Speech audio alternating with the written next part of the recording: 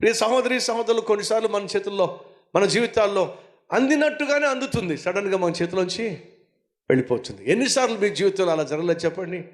పెళ్ళి ఖాయమైనట్టుగానే అనిపించింది, కానీ ఆ పెళ్ళోళ్ళు వెనక్కి వెళ్ళిపోయారు. ఉద్యోగం వచ్చినట్టుగానే అనిపించింది, కానీ సెలెక్ట్ అయిపోయావు అని చెప్పేశారు, కానీ జాయినింగ్ ఆర్డర్ మాత్రం రావట్లేదు. ఆ ఇల్లు కొనుక్కున్నట్టుగానే అనిపించింది, అన్ని మార్గాలు తెరవబడినాయి, ఒక అడ్వాన్స్ ఇచ్చేసి ఆ ఇల్లు స్వతంత్రించుకోవడమే. సడన్గా ఎవడో వచ్చేసాడు, ఆ ఇంటికి నీకంటే ముందుగా అడ్వాన్స్ ఇచ్చేశాడు. నీ జీవితంలో ఎన్నిసార్లు ఇలా అవ్వలేదు?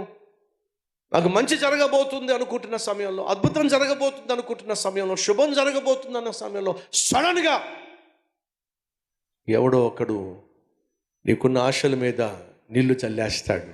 ఈ సంగమా, నేర్చుకోవాల్సిన విలువైన పాఠాలు ఏమిటి? ఎవరైనా సరే నీ జీవితంలో నువ్వు కలిగి ఉన్న అర్హత కంటే ఎక్కువగా నీకేదైనా ఇవ్వజూపినట్లయితే అంగీకరించకండి, ప్రమాదం.